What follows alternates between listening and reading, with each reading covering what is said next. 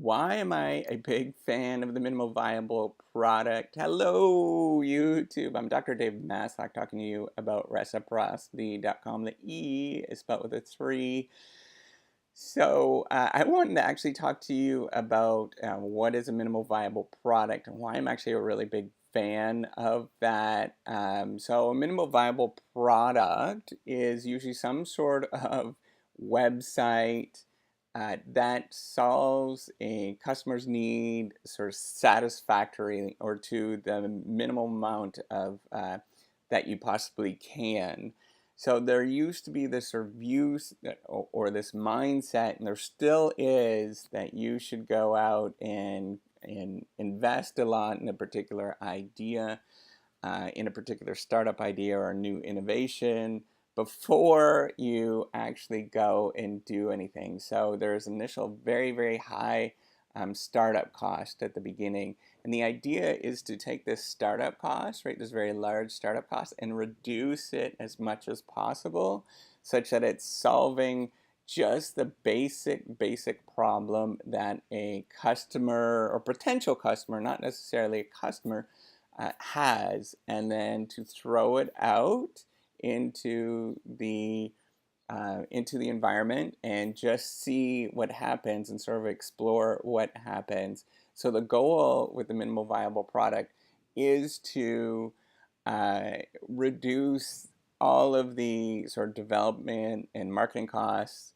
at the beginning to as much as possible, to reduce the risk of doing something that's new and novel, because you don't necessarily know whether something is going to pan out. There's lots of uncertainty when you do something that's new or novel, not only about the potential idea that you have, but um, all the little decisions that you have to make along the way. And that is really, really tricky. It's a difficult problem to sort of think about. What the other really nice thing about a MVP or a minimally viable product, sometimes it's called an MVP, I forgot to mention that, is that it puts constraints on the amount of spending you have, and it sort of it makes you sort of think more innovatively about how to not only develop the particular product or whatever you're making, as well as how to get it out there. So one of the things that you will find out when you develop something or create something, you have to get the word out there. And that is often tricky, right? So you might think of different ways of sort of marketing the product in the most minimal way before it starts to get traction, especially with sort of online things, or when you're building some sort of online software as a service product, that there is a long lead time before something actually starts getting picked up. You have to do a large amount of work.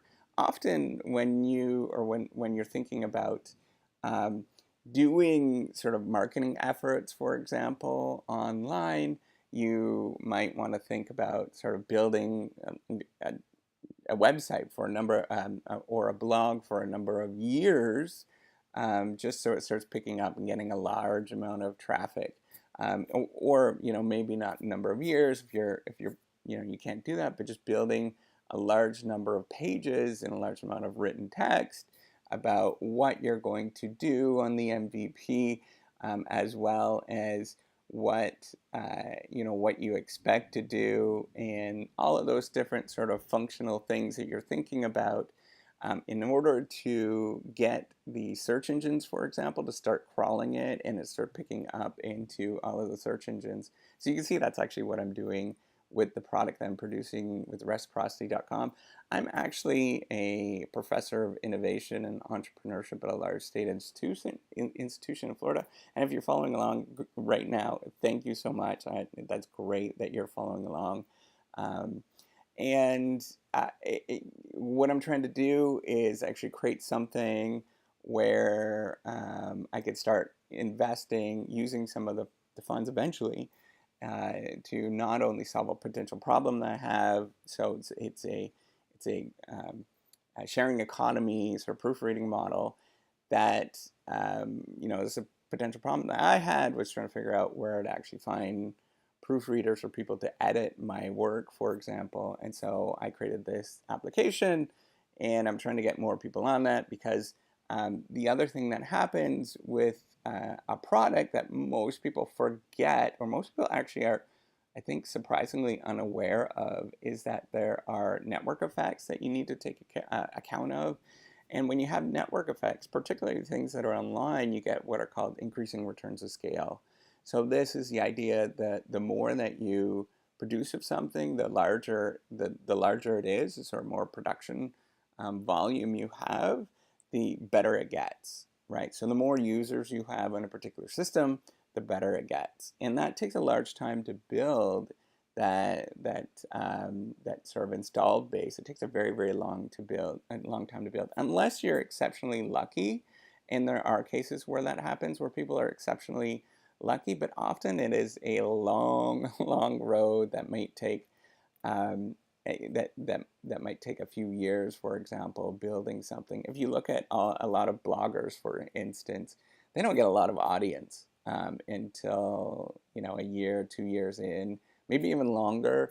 It just takes a long time for it to start to build up an audience of something, and sort of tweak and find that core group of people that are interested in what you are doing.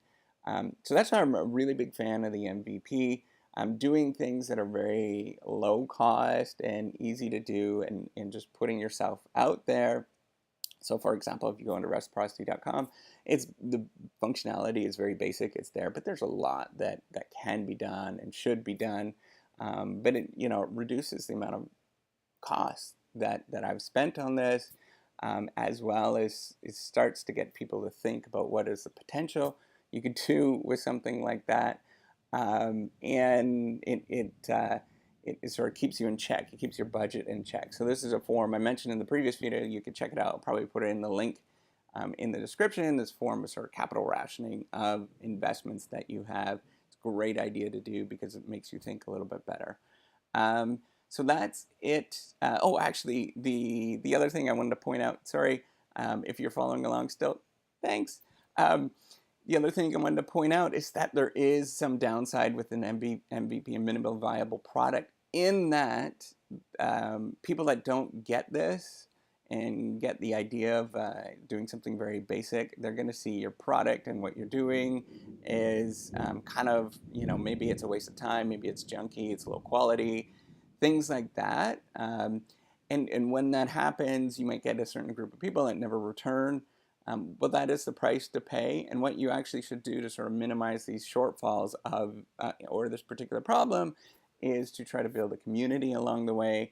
And I think a great place to start is like YouTube videos or blogging, so that the customers or the potential users or people that are just interested, they are really aware that it's just a work in progress, and you're just kind of messing around with things at that point, and it could develop and grow, or it might not grow, right? So that's the idea with MVP, is that you can stop it at any point in time, whenever you sort of get tired of whatever you're working, if it's not growing.